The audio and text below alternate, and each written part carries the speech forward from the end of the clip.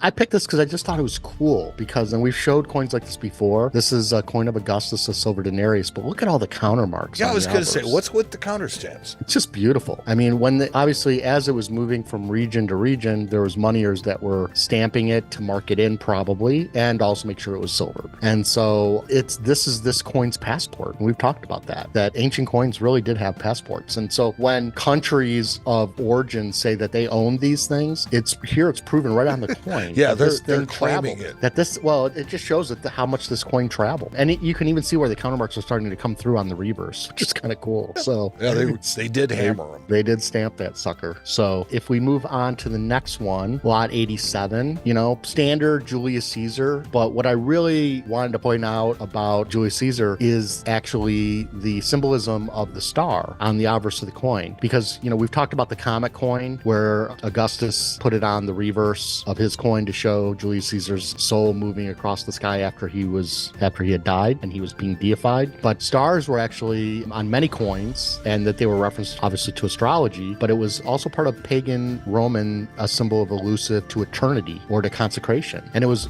also probably a sign of glory as well. So Julius Caesar here, glory, heavenly, all of these things used with the star. And so the amount of symbolism is dripping off these ancient coins. So if we move on to the next one, lot 99, I brought this up mostly because I wanted to show smoothing on a coin. And this has got, they say that it's smooth, and you can really, if you make an enlargement of that, you can actually see it almost looks like it was chemically altered after it was cleaned. And so it almost has this like weird surface. And if you always know a coin is smooth, or you could say smooth tooled, whatever, because if you look in between the letters on the legend, you don't have that same surface. And so I believe that this coin probably had really bad green disease. You can actually see the spots in different areas of the coins. So I think that this coin needed to be conserved or smoothed down to kind of get rid of the green disease. It may still actually come up. I would suggest to somebody not to buy this coin, not because of the smoothing, but because I think there's probably active green disease under there that could come back out again. Look, to conserve a coin that has a problem like green disease, sometimes you're going to have to take down the surface. That's just the way it is. Otherwise, the coin will literally disintegrate over the years. Green disease will eat away. This coin looks way better. It's what I like to refer to as good from far, but far from good. I'm just saying, it's like it looks okay until you really get close to it, and then you're like, ugh. But